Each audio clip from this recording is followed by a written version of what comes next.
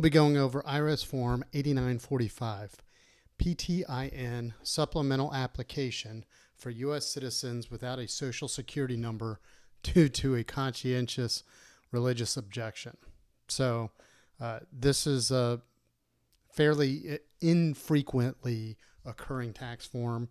It primarily only applies to paid tax return preparers who are required to have a preparer tax identification number, but also have a recognized conscientious religious objection to having a Social Security number. So in the Internal Revenue Code, there are certain provisions for any person that is a member of a recognized religious group to opt out of the Social Security system, to not have a Social Security number for certain religious considerations. So this form would only be completed in the event that you're trying to obtain a PTIN and you have a religious exemption. So in this video, we're going to go over step by step how to complete this form, who may complete this form and how to submit it, other filing considerations, and supporting documentation requirements. Everything you need to complete this form is actually in the form itself. The instructions are in the same document as the form, and we do cover everything step by step in our article. So if you want, we'll put a link in the show notes to the article where you can read this step by step. So let's briefly go over the parts of the form, and then we'll talk about some of the filing considerations. So there are two parts to this tax form. Part one is the portion that the tax return preparer would complete. And then part two is the certification that an authorized representative of a recognized religious group would complete to certify to the Internal Revenue Service that the applicant meets those requirements. So before we get into completing the form, let's talk a little bit about some of the filing considerations. So first, you can apply either online for a PTIN. There's a link to the IRS website here and the actual hyperlink in our article.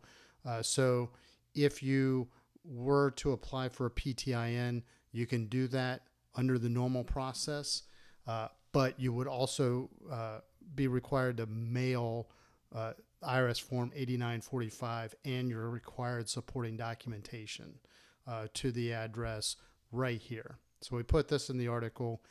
You can also just apply by mail by completing both your Form W12, which is the PTIN application, as well as your Form 8945. So the IRS does have additional guidance on when you should and should not complete this form.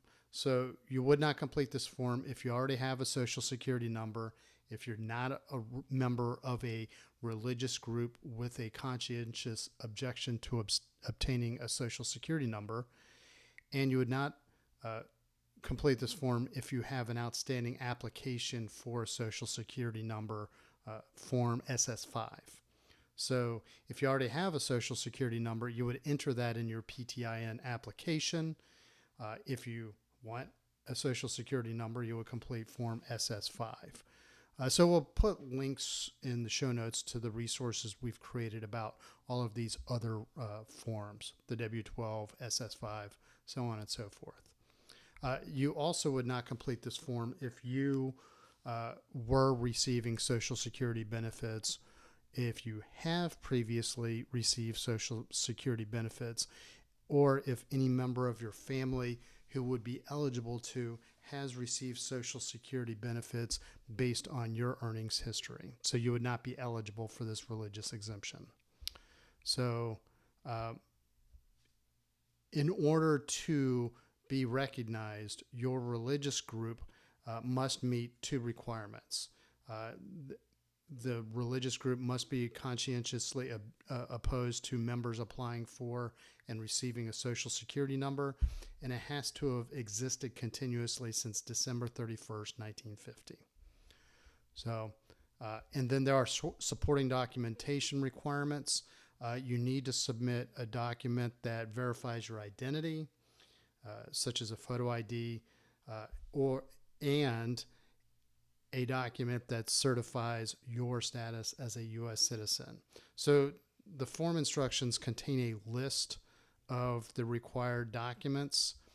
For example, the only standalone document is a U.S. passport. So in other terms, the IRS requires 2 forms of ID. If you submit your passport, that meets both criteria. You don't need to submit anything else.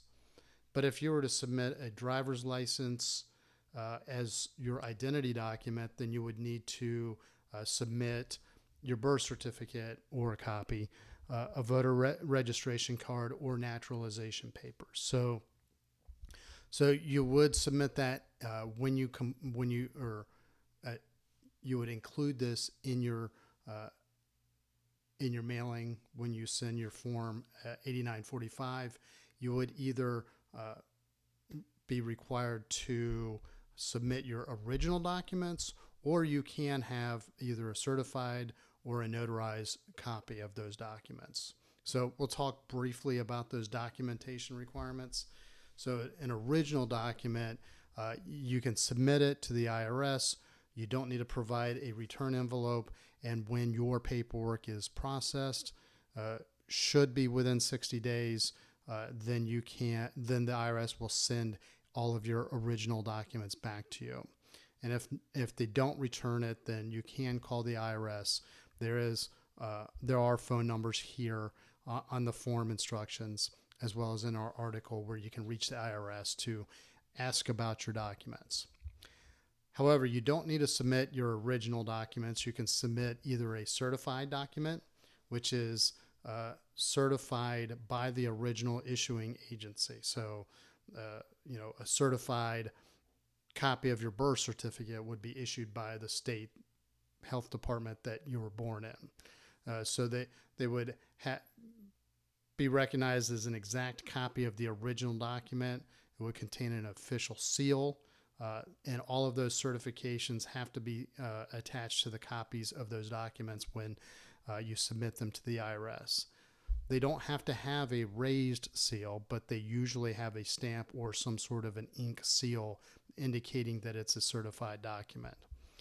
If it was certified by a foreign official, then it must be issued by that agency from the original record. Conversely, a notarized document is not one.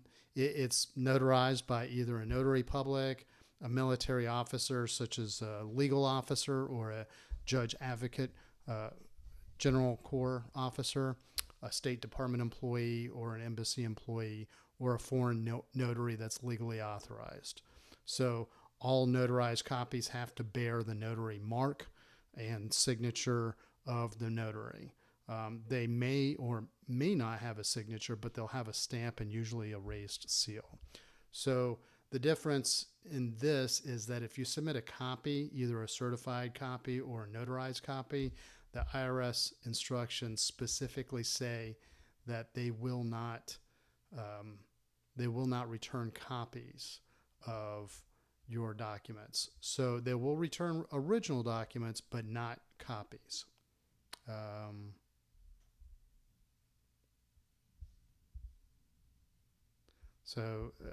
I'm just looking real quick to make sure that there's not anything else that we didn't discuss. So if you submit copies of your documents that have information on both sides, then you would need to include the front and the back of those documents. You cannot submit expired documents, so they have to be current, they have to verify your name, and they have to state that you're a U.S. citizen. So I know that in this instruction it says copies will not be returned to you.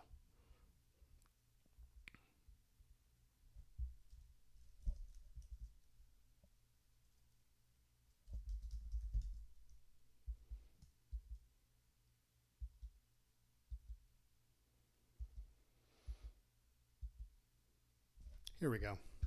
It's right here under this tip button. Copies of documents will not be returned. So now that we've gone through some of these filing considerations, let's briefly discuss the form. It is pretty straightforward. So let's start with part one, the part that you would complete as the preparer or the PTIN holder. In line one, your first name, middle name, and last name as they appear on your birth certificate, or as they appear in your current form, so on your current tax return. So in line 2A and 2B, you would put your personal address. If you have a P.O. box, then the IRS specifically says that you should include, let's see, there's some specific directions about with your post office box. So if the Postal Service doesn't deliver mail to you, then you would enter your P.O. box for your mailing address, because any original documents that you submit will be returned to the address that you put in line 2. So that's the importance of a P.O. box. In line 3, you put in your birth information. So in this case, John Doe lives at this address, who was born on January 1st, 1970 in the United States. If he had a different name at birth, like a maiden name, or if he changed his name legally for some reason, then you would put the birth name here. In line 4, you check your gender, male or female. And then in line 5, you would check the identification documents. So in this case, John is submitting a passport. He does not need to check something else. But if he were to check his military ID card, then he would also need to attach, say a birth certificate that would show that his status is as a U.S. citizen, right? So, or a driver's license with this photo as well as a birth certificate. And then this is straight from the form instructions. So this is how the instructions verbatim instruct you to enter your name of the religious group as well as your local congregation. So in this case, John is a member of Old Order Amish in Conewago Valley North District, and since January 1st, 1990, right? So basically, he's declaring under penalty of perjury that he's never applied for a Social Security number. He's never received one. He is conscientiously opposed to Social Security number, either applying for or receiving one. He's never received any benefits, and he's doing this under penalty of perjury. So, the IRS usually makes this declaration so that people can be held accountable for false or misleading statements. And then he would sign and date this form, and then he would need to have a representative, in this case John A. Smith, certify that John Doe, which should appear the same as here, is a member of the religious group. He would enter his name and the church's address, or the religious group's address, and then he would sign, enter his title, and put the date in. And that's all we have to do for this form.